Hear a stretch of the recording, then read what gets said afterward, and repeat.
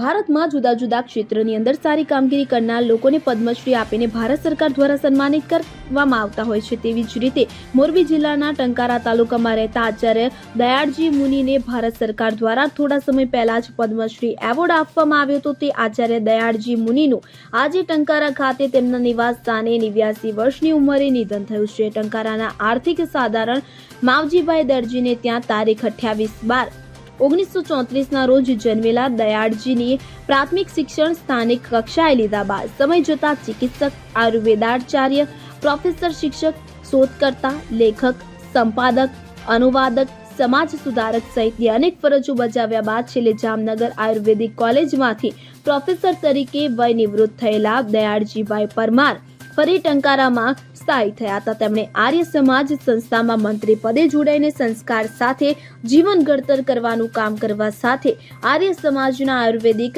ચિકિત્સાલયમાં વર્ષો સુધી ડોક્ટર તરીકે નિઃશુલ્ક સેવા આપી હતી। Bureau report CN24 news.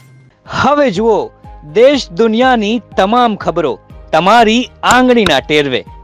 ઉઠાવો મોબાઈલ અને Google Play Store પરથી ડાઉનલોડ કરો અમારી CN24 ન્યૂઝ મોબાઈલ એપ।